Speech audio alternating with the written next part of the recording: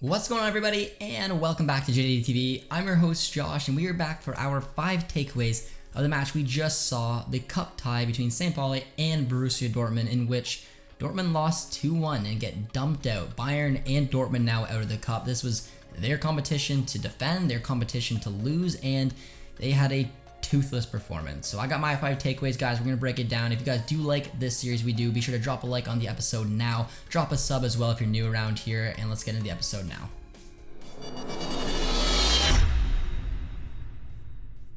Alright, guys, so another upset in this cup happened. Dortmund, defending champs, had so much fun watching the Pokal last season, bringing it home with Edin Terzic, get dumped out against second division side, which is no disrespect because they are good. They're leading the second Bundesliga. They're probably going to get promoted. They look good. They came in there with a game plan. They executed it well, defended properly, very compact, did a very good job at that, and of course were able to hit on the break and look pretty deadly and capitalize on our defensive mistakes. So getting right into the 5 takeaways, we're going to start with takeaway number 1, and that is the defensive side of this team. And the defensive side of this team gets in trouble all the time, and I'm starting to think that it's a bit of a leadership issue as well. As the first one, I mean, you can put it on man marking, but I specifically want to take a look at the second goal because it's one that is just baffling. You don't see us try to play the offside trap too much. You don't, if really at all. And then all of a sudden, out of nowhere, you see this team. And when you play the offensive trap, when you're going to get your back line to step up, they have to be on the same wavelength. They have to be in line with each other to pull it off. Otherwise, you put yourselves in dangerous territory.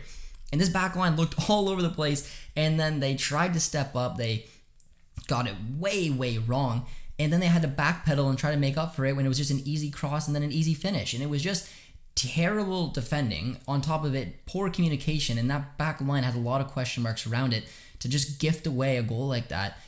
And it has to look back at the board and say, when are we going to finally invest in some quality defenders? And I guess it's kind of unfair to say because Hummels and Akanji are both solid. Meunier's been better, and Guerrero, but we need a little bit more. And Hummels, in my opinion, is on his way out. I thought he had a decent game today, but he is on his way out, and we just need a little bit more investment in there. Show some other options, and you're going to see a situation like that. A real leader would be nice to have at the back, so these types of situations can be pretty much fixed instead of trying to get your team to go up there and make a decision that puts you so vulnerable at the back. My second takeaway, guys, is going to be Axel Witsel, and it was a shocker of a performance. We had no one else really there. I mean, we know we sold Thomas Delaney in the summertime. Dahoud was not available. We didn't have Chan available. We had no one else who could really step in for Witsel, which is fine. Witsel is a decent player that's had a good career for us so far, but it's coming towards the end of it. He's not the same Witsel he used to be, and it was on full display. And I don't fully blame him for the OG that happened because he was the one who put it in the back of the net, but he didn't have a good game regardless. I mean, he did not look influential whatsoever. He looked slow. He looked out of it. There's a couple times where I'm looking at him to try to man mark and at least stick on a player instead of just getting burnt with speed, and he just kind of looked lost, and it was a poor performance. There's no one else we could really play there to try to balance out this system, and it was a tough one. The OG was kind of, put insult to injury in this one for Witsel, but unfortunately for him, it was one of those games and did not do him any favors. My third takeaway, guys, is we're going to take a look at Brandt and Royce because this needs to be figured out very quickly. I've always said that Marco Reus is a cam. He used to be a very good winger, but injuries and just playing to his strength, he's become a cam. And that is where he's at his best, especially with his age right now. He's not that winger anymore. Brandt is the same. Brandt plays better, in my opinion, out on the wings. But in this game, they kind of took turns a little bit going back and forth, and they both looked lost, completely out of it when playing on the wing. And neither one really had a good game in the middle either. So it's one of those situations. We need a winger. There was a time we had a striker in Daniel Mullen playing at winger in this game. We had a cam in Royce and Brandt playing on wings, and we're running into the same situations we had last season. It's why Terzic, because kudos to him to recognize it, went 4-3-2-1. Let's just take away that option and play it to effect. And I don't know. I think Marco Rose is going to have to take a look because the personnel on this that we have fits a 3-4-2-1, and you can't tell me otherwise. I like the 4-2-3-1. Marco Rose likes the 4-2-3-1.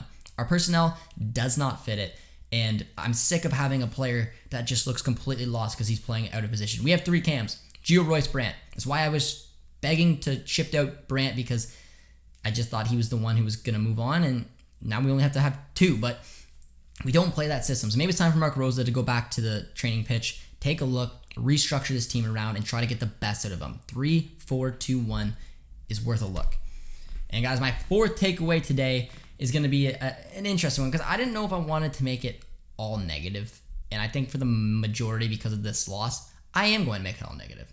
My fourth takeaway is going to be Erling Haaland. Now, Haaland scored a goal today. It was a penalty. A penalty caused by a run from Mats Hummels. And after that, he was very quiet.